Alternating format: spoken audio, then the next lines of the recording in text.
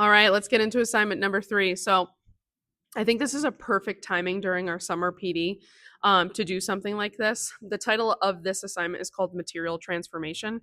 Um, and I have a lot to elaborate on with that. But to kind of get us started, and I have our course website like pulled up in front of me because there's a lot to cover in this video description of what we're going to be doing in this week of our PD.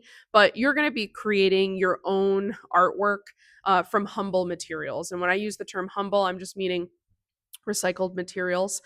It's going to lead into, I think, a really good conversation. But for example, and what you see pictured below on the website is that I love to save milk containers. So I will wash them out and they become a really great surface for like creating artwork on. I'm a printmaker. Milk containers are awesome for like doing like etching and stuff on, but I know none of us are probably going to have access to that this summer, so I'm not going to show that. But I also love to use it as another surface because it's nice and rigid. And I also love that like crease that kind of shows up in the artwork because of it originally being at a 90 degree. That's one thing. I drew on it just using a ballpoint pen, but then I plan to collage. So again, working with very limited materials, I'm just going to use some glue.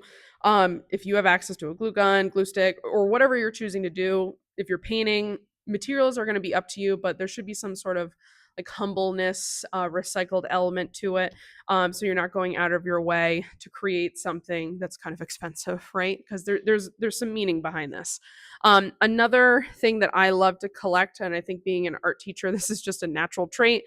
We collect things. I tend to collect maps. So I get them at like estate sales, garage sales. They're gifted to me because everyone knows that's just one of the few things I collect. And then I use for art making. I think it's that connection to printmaking, the cartography. It's something I gravitate towards. I plan to cut those up to start building my composition. Now, again, reclaiming our artistic identity, I wanted to bring meaning to this, and it's not just about teaching a or creating a teacher sample, but more of actually creating an artwork. It's probably going to lead to something else, but at the end of the day, I want to make an artwork first. So what I started thinking about was I went to college locally in Albany, and I spent a lot of time at the Gateway Diner with my friends for like late night meals after the studio. You know, it was a common meeting place, and going to the Gateway Diner on Central Ave kind of held a special place in my heart. I hadn't been there in a long time, and I was there a couple weeks ago, and I started thinking about how much time I spent here when I was doing my undergrad. So I took a photo from in there, and that's what I used as a reference from this because it's going to be kind of the meaning behind my artwork. Um, for you, you can do the same thing, right? Work to the mediums that you enjoy, work to the mediums that you have access to, create the theme, the concept that you're connected to, because this should feel personal in this exercise. Obviously, being an artist and then having art educators in this PD and then other content educators in this PD, we're all going to gravitate to our own thing. So, of course, adapt this to fit your needs. I also think that naturally we also start to think like this is really cool, but how could I bring it into my classroom? And there's going to be a time and a space for sharing that when we upload these to the Padlet like we've done with the previous assignments.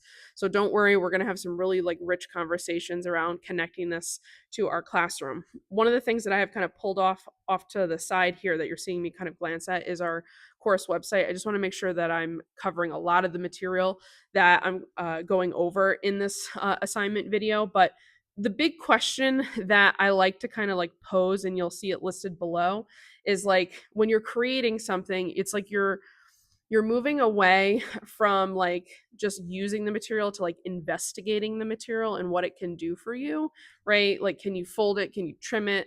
Right? Can you burnish it? Can it be crushed? Could it be wrinkled? Like all different ways that you could create texture. I think the big thing that starts to come into my head is like, at what point does the material stop being itself and it becomes something else?